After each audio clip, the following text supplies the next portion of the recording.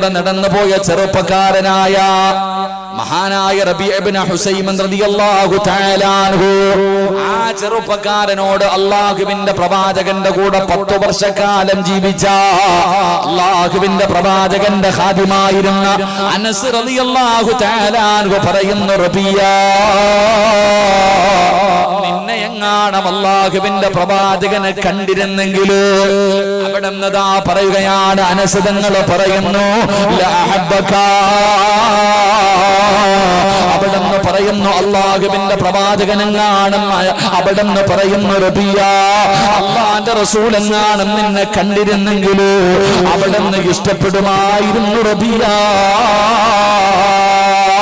അനസുതങ്ങളതാ ചെറുപ്പക്കാരനെ നോക്കിയിട്ട് പറയുകയാണ്, നബി നിന്നെ കണ്ടിരുന്നെങ്കിൽ, അല്ലാഹുവിന്റെ റസൂൽ നിന്നെ കണ്ടിരുന്നെങ്കിൽ പ്രവാചകൻ നിന്നെ സ്നേഹിക്കുമായിരുന്നു എന്ന് റബീഅ ഇബ്നു ഹുസൈം എന്ന് പറയുന്ന ചെറുപ്പക്കാരനോട് അനസുതങ്ങൾ അവിടെ നിന്ന് പറഞ്ഞു കൊടുക്കുമ്പോ എന്തുകൊണ്ടാ പറഞ്ഞതെന്നറിയുമോ? അല്ലാഹുവിന്റെ പ്രവാചകനെ കണ്ടാൽ സ്നേഹിക്കുമായിരുന്നു എന്ന് മുത്തുനബിയുടെ കൂടെ നടന്ന സ്വഹാബി പറയാനുള്ള കാരണമെന്താ? അതിനുള്ള യോഗ്യത എന്തായിരുന്നു? ആ ചെറുപ്പക്കാരൻ ഉണ്ടായിരുന്ന യോഗ്യത എന്തായിരുന്നു? ആരാ? റബീഅ ഇബ്നു ഹുസൈം എന്നറിയുമോ? എന്റെ പ്രിയമുള്ള ചെറുപ്പക്കാരാ,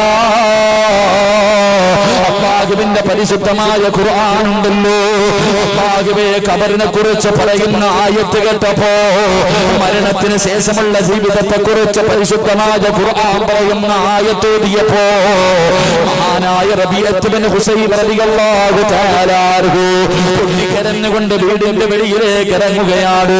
പരിശുദ്ധമായ ഖുർആനിലെ ഒറ്റ ആയത്ത് കേട്ടപ്പോ, മരണത്തിന് ശേഷമുള്ള ഖബറിനെ കുറിച്ചുള്ള ജീവിതത്തെ കുറിച്ച് പറയുന്ന ആയത്ത് ഓതിയപ്പോ പൊട്ടിക്കരഞ്ഞുകൊണ്ട് വീടിന്റെ വെളിയിലേക്ക് ഇറങ്ങി.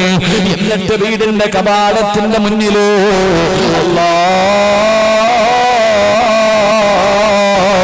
തന്റെ വീടിന്റെ കവാടത്തിന്റെ മുന്നിൽ ഒരു കബറ് കുഴിക്കുകയാ.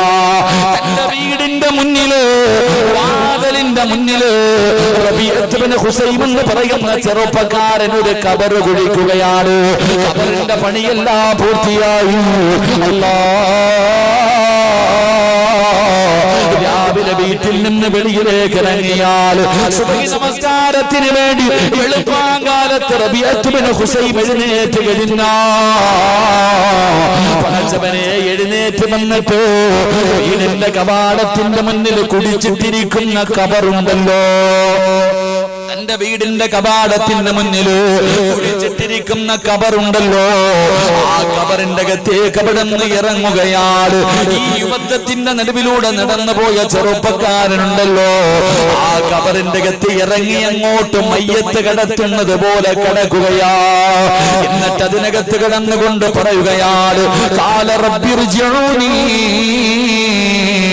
അല്ലാഹുവേ, പള്ളിപ്പറമ്പിലെ കബറിന്റെ അകത്ത് കിടക്കുന്ന കബറാളികളെ പറയുന്നത് പോലെ പള്ളിപ്പറമ്പിലെ കബറിന്റെ അകത്ത് കിടക്കുന്ന കബറാളികൾ അവിടെ കിടന്ന് യാചിക്കുന്നു, അല്ലാഹ് എനിക്കൊരവസരം കൂടെ നൽകിയാൽ, എനിക്കൊരു ചാൻസ് കൂടെ നൽകിയാൽ, പടച്ചവനെ നിസ്കരിക്കാൻ തമ്പുരാന്, ഖുർആൻ ഓതാൻ തമ്പുരാന്, ദിക്റുകൾ പറയാൻ തമ്പുരാന്, സദഖകൾ കൊടുക്കാൻ തമ്പുരാന്, എനിക്കൊരവസരം താ അല്ലാഹ്.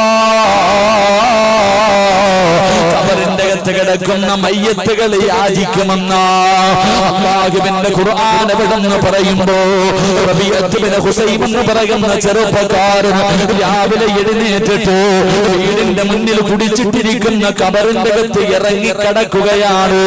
എന്നിട്ട് കരഞ്ഞുകൊണ്ട് പറയുന്നു, അല്ലാഹ് എനിക്കൊരവസരം കൂടെ തന്നാൽ ഞാൻ ഒരുപാട് നന്മകൾ ചെയ്യാമല്ലോ. മയ്യത്തുകൾ കിടന്ന് വിലപിക്കുന്നത് പോലെ കബറിന്റെ അകത്ത് കിടന്ന് വിലപിക്കുകയാണ്. കബറിന്റെ അകത്ത് കിടന്ന് വിളിച്ചു പറയുകയാണ്. അത് കഴിഞ്ഞിട്ട് അവിടെ നിന്ന് കബറിന്റെ അകത്ത് നിന്ന് എഴുന്നേറ്റ് അല്ലാഹുവേ ദുനിയാവിലേക്ക് ഇറങ്ങിപ്പോയി. ഒരുപാട് സൽക്കർമ്മങ്ങൾ ചെയ്യുകയാണ്, ഒരുപാട് ഇബാദത്തുകൾ എടുക്കുകയാണ്. അവസാനം വൈകുന്നേരം വീട്ടിലേക്ക് കടന്നു വന്നു. വൈകുന്നേരം വീട്ടിലേക്ക് കടന്നു വന്നു. ആ സമയത്തും വീടിന്റെ അകത്ത്